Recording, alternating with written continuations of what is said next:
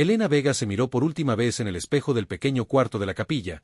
El vestido blanco caía perfecto sobre su figura delgada y el velo de su abuela María brillaba bajo la luz dorada de la tarde mexicana. Había esperado este momento durante 3 años desde que Roberto le propuso matrimonio en la azotea de su apartamento en Ciudad de México mientras observaban las estrellas a través de su telescopio casero.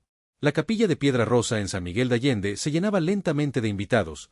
Tías que no veía desde años charlaban en voz baja mientras sus primos organizaban las flores que ella misma había elegido. Rosas blancas mezcladas pequeñas estrellas plateadas porque Roberto siempre se burlaba de su obsesión con el espacio, pero secretamente sabía que le gustaba cuando ella le explicaba las constelaciones. Su teléfono vibró sobre la mesa de madera antigua, un mensaje de Roberto que decía «Ya casi llego mi amor, estoy en camino», y Elena sonrió sintiendo como los nervios se calmaban en su estómago. Se había levantado a las 5 de la mañana para arreglarse el cabello y las uñas porque quería estar perfecta para el hombre que amaba desde la universidad cuando ambos estudiaban en el Tecnológico de Monterrey.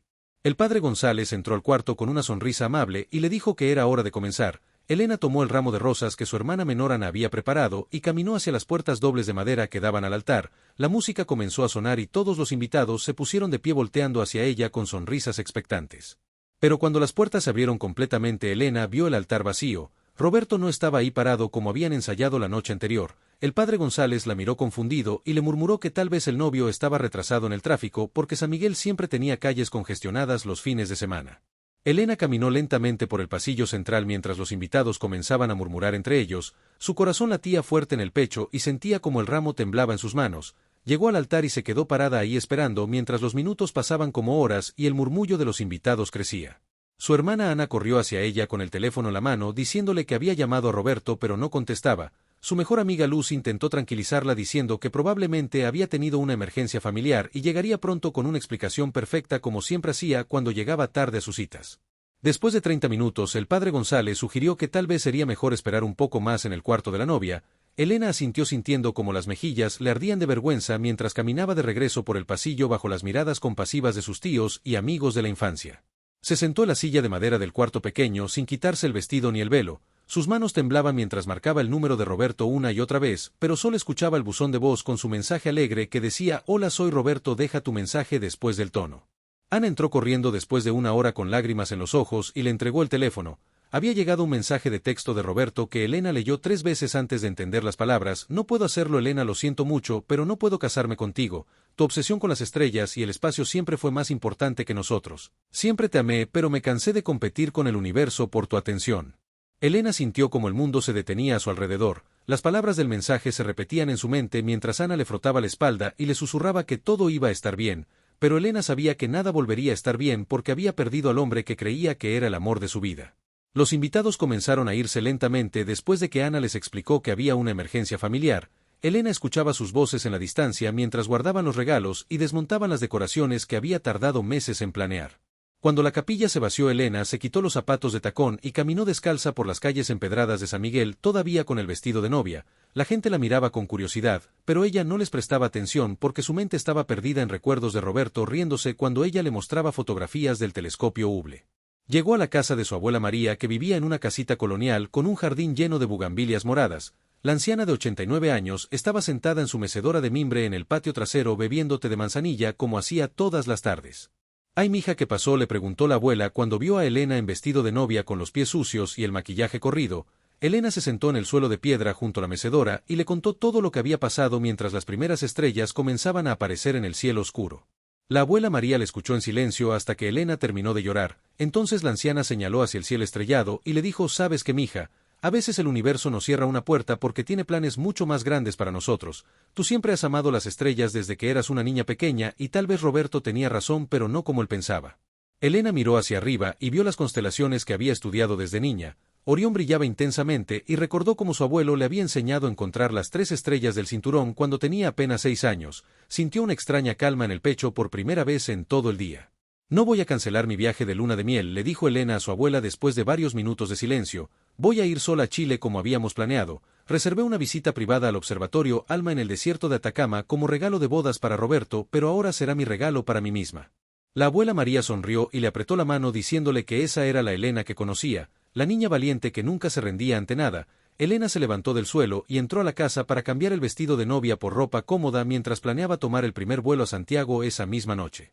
Elena llegó al aeropuerto de Santiago a las 6 de la mañana después de un vuelo de 5 horas donde no pudo dormir ni un minuto. Sus ojos estaban rojos de llorar, pero había tomado la decisión de no desperdiciar el viaje que había costado tanto dinero de sus ahorros como ingeniera aeroespacial.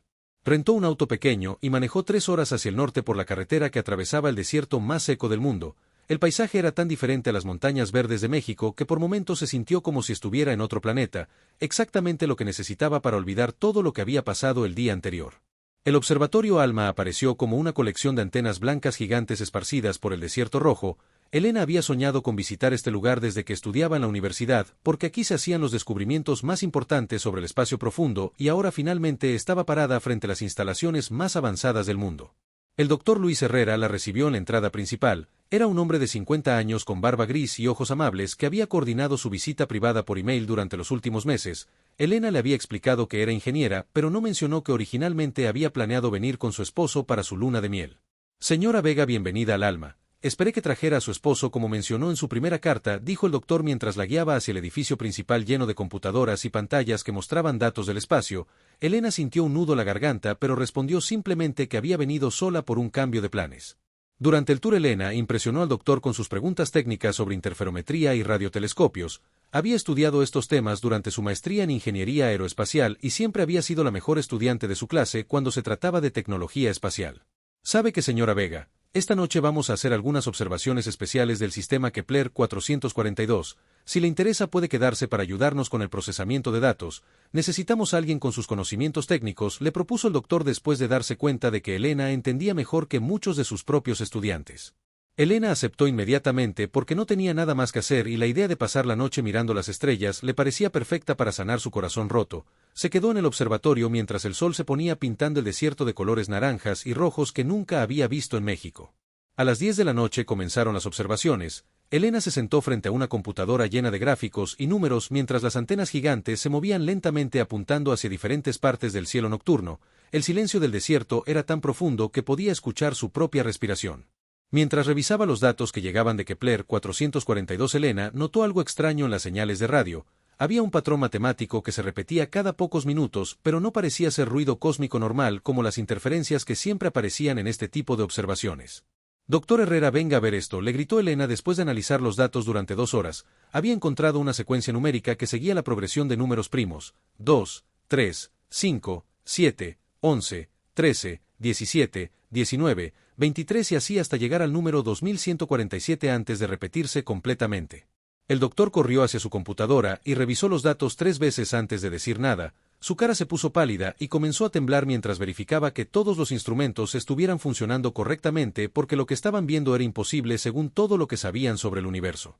Esto no puede ser natural, Elena. Los números primos no aparecen en señales cósmicas aleatorias. Alguien o algo está enviando esta secuencia matemática desde Kepler 442 de manera intencional, murmuró el doctor mientras grababa todo en múltiples discos duros y enviaba copias encriptadas a su correo personal. Elena sintió como su corazón latía fuerte en el pecho porque sabía que estaban presenciando el descubrimiento más importante en la historia de la humanidad, la primera evidencia real de vida inteligente extraterrestre que había estado enviando señales matemáticas hacia la Tierra durante años sin que nadie se diera cuenta. Trabajaron hasta las 6 de la mañana documentando cada detalle de la señal. Elena usó sus conocimientos de ingeniería para analizar las frecuencias y potencias mientras el doctor contactaba a colegas en otros observatorios para confirmar que no era un error de sus instrumentos.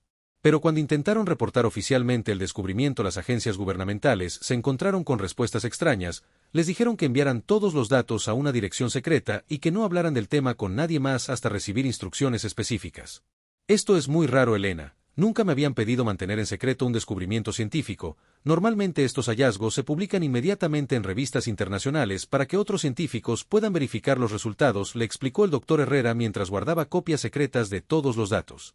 3 días después, Elena recibió una llamada en su hotel de Santiago. Una voz masculina con acento estadounidense le dijo que representaba agencias de seguridad internacional y que necesitaba hablar con ella inmediatamente sobre lo que había descubierto en el observatorio. Se reunieron en un café del centro de Santiago donde 2 hombres de traje negro le explicaron que los gobiernos del mundo ya sabían sobre las señales extraterrestres desde hacía varios meses, habían detectado las mismas señales en observatorios de Estados Unidos, Rusia y China, pero habían decidido mantener la información clasificada. Señora Vega, necesitamos que firme estos documentos prometiendo que nunca va a hablar públicamente sobre lo que descubrió. Es una cuestión de seguridad nacional y mundial. La gente no está preparada para saber que hay vida inteligente en el espacio, le dijeron mientras ponían una carpeta gruesa sobre la mesa.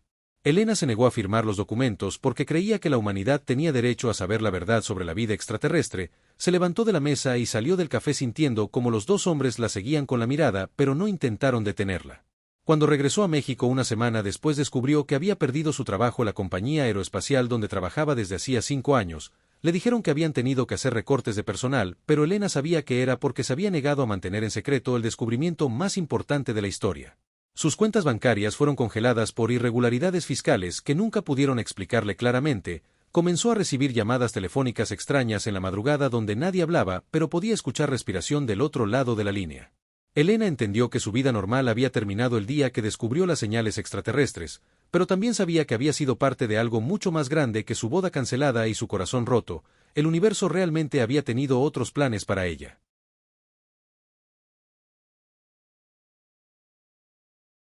6 meses después, Elena trabajaba como mecánica en un pequeño taller aeronáutico en las afueras de Guadalajara, reparando aviones privados y helicópteros mientras mantenía en secreto sus conocimientos avanzados sobre tecnología espacial, porque no podía conseguir trabajo en ninguna empresa importante después de que la pusieran en una lista negra. El taller pertenecía a don Carlos, un viejo piloto retirado que no hacía muchas preguntas sobre el pasado de sus empleados. Elena llegaba todas las mañanas a las 7 y trabajaba hasta el atardecer arreglando motores y sistemas eléctricos que entendía perfectamente gracias a su educación como ingeniera. Sus manos se habían ensuciado con grasa y aceite, pero su mente seguía pensando las señales que había descubierto en Chile. Todas las noches miraba las estrellas desde el techo de su pequeño apartamento y se preguntaba si los extraterrestres seguían enviando mensajes que nadie más quería escuchar. El mundo había cambiado completamente desde que regresó de Chile, aunque la mayoría de la gente no sabía exactamente qué estaba pasando. Los noticieros hablaban de fenómenos atmosféricos inusuales y ejercicios militares internacionales, pero Elena sabía que estaban mintiendo sobre algo mucho más grande. Todo cambió una mañana de martes cuando Elena estaba soldando una pieza de motor y don Carlos entró corriendo al taller gritando que encendiera la televisión inmediatamente. En la pantalla aparecían imágenes de naves espaciales enormes suspendidas sobre las principales ciudades del mundo. Las naves tenían forma triangular y eran del tamaño de 5 estadios de fútbol. Flotaban silenciosamente a 5 kilómetros de altura sobre Nueva York, Londres, Beijing, Moscú, Ciudad de México y otras 20 capitales importantes sin hacer ningún sonido ni movimiento.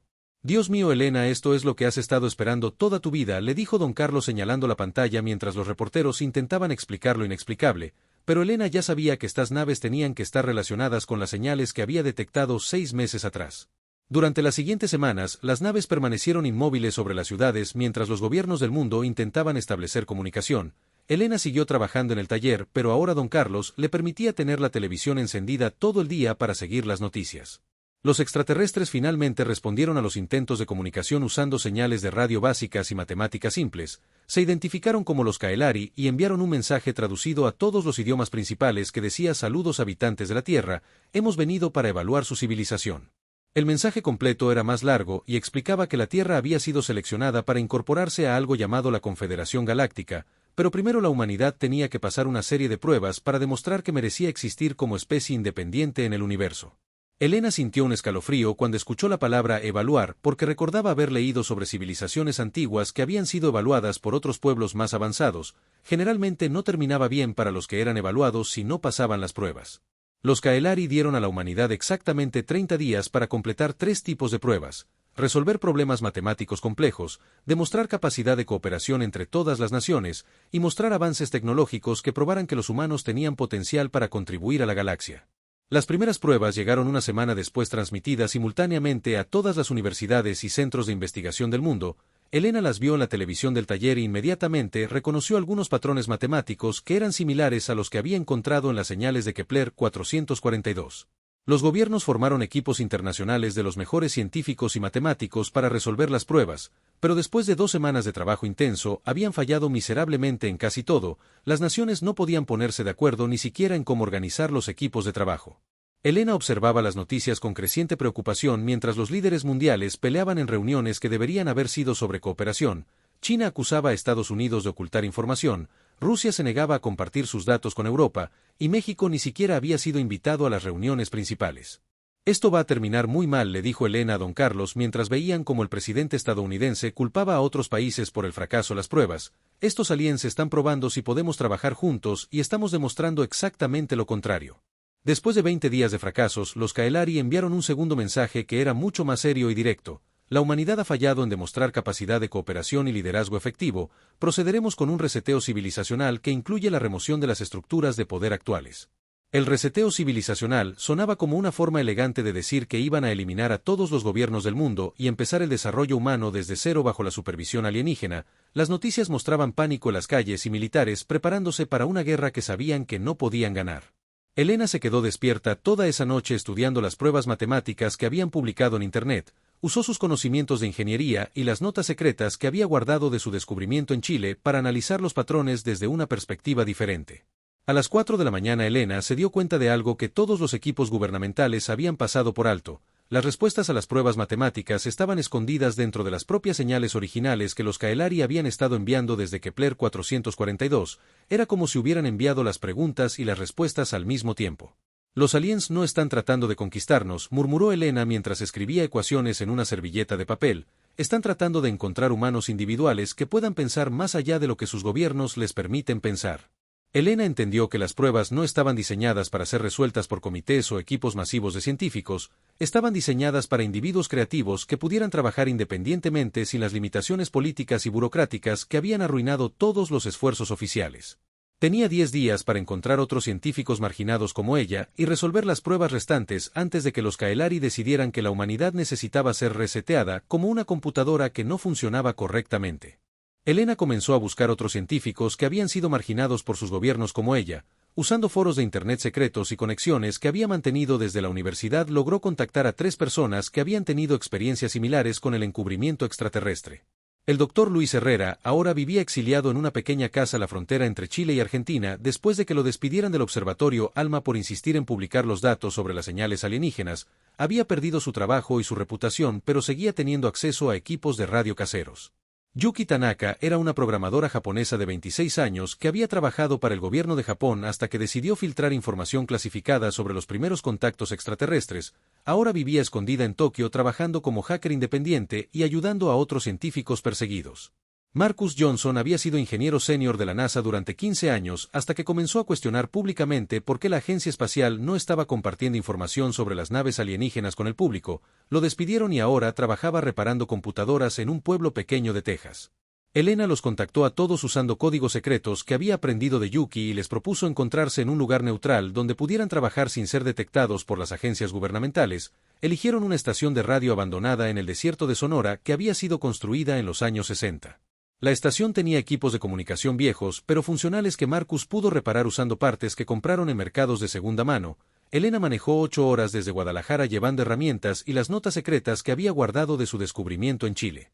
Tenemos 9 días para salvar a la humanidad usando equipo de radio, que debería estar en un museo, le dijo Marcus a Elena mientras soldaba cables en una consola que probablemente había sido usada para comunicarse con astronautas en los años 70. Yuki llegó 2 días después con computadoras portátiles llenas de software de criptografía que había desarrollado para descifrar comunicaciones gubernamentales. Elena le mostró las señales originales de Kepler 442 y Yuki inmediatamente comenzó a buscar patrones ocultos en los datos. El doctor Herrera fue el último en llegar porque tuvo que cruzar 3 fronteras ilegalmente para evitar ser arrestado. Trajo consigo un radiotelescopio portátil que había construido en su garaje usando piezas de microondas descompuestos y antenas de televisión.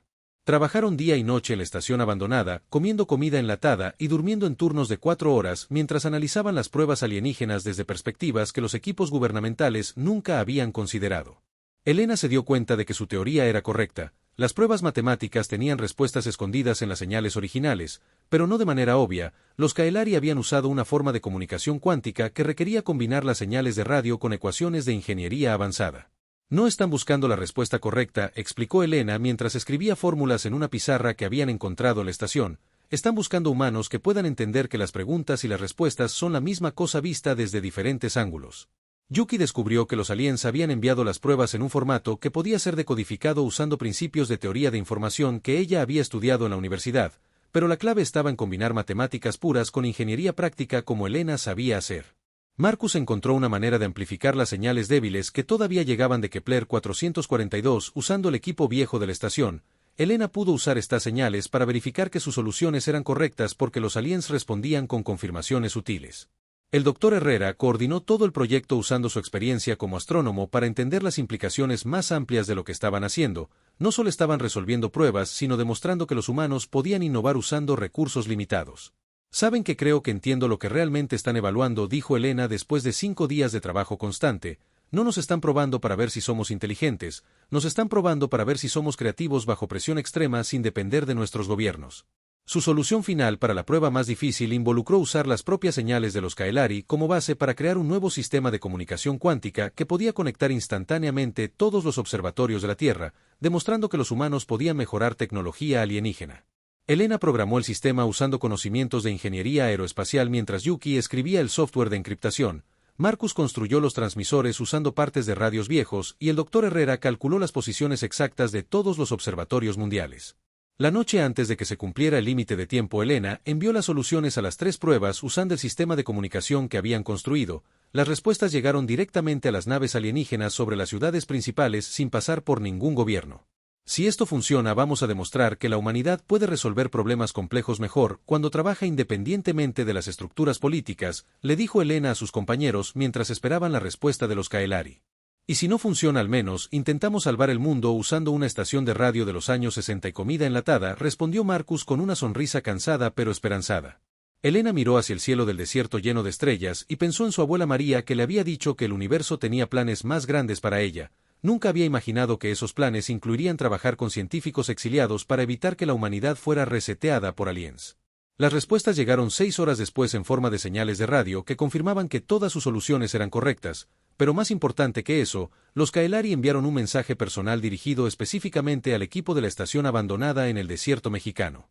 El mensaje de los Kaelari llegó directamente a la estación de radio abandonada en el desierto de Sonora, donde Elena y su equipo habían trabajado durante 9 días sin dormir más de 4 horas seguidas. La señal era tan fuerte que hizo que todos los equipos viejos vibraran como si hubieran sido tocados por un rayo. Grupo de la Estación Terrestre Sonora, han logrado algo que no esperábamos de su especie, decía el mensaje traducido automáticamente a español. No solo resolvieron nuestras evaluaciones, sino que mejoraron nuestros propios sistemas de comunicación. Soliciten coordenadas para encuentro directo. Elena sintió como su corazón latía tan fuerte que podía escucharlo sobre el ruido de los radios. Después de meses de ser perseguida por su propio gobierno y trabajar como mecánica para sobrevivir, los aliens más avanzados del universo querían hablar específicamente con ella y su pequeño equipo. Yuki envió las coordenadas de la estación usando el sistema de comunicación cuántica que habían construido. Marcus verificó que todos los equipos estuvieran funcionando correctamente y el doctor Herrera calculó cuándo sería el mejor momento para el encuentro basándose en las posiciones de las estrellas. 3 horas después, una nave pequeña del tamaño de un autobús aterrizó silenciosamente en el desierto a 100 metros de la estación. No hizo ruido ni levantó polvo, simplemente apareció como si hubiera sido puesta ahí por una mano gigante invisible. De la nave salió una figura humanoide de 2 metros de altura con piel azul pálido y ojos grandes y negros. Vestía una túnica blanca que parecía estar hecha de luz sólida y se movía con una gracia que Elena nunca había visto en ningún ser vivo. Soy Beltar, comandante de evaluación para este sector galáctico, dijo la alien hablando perfecto español con una voz que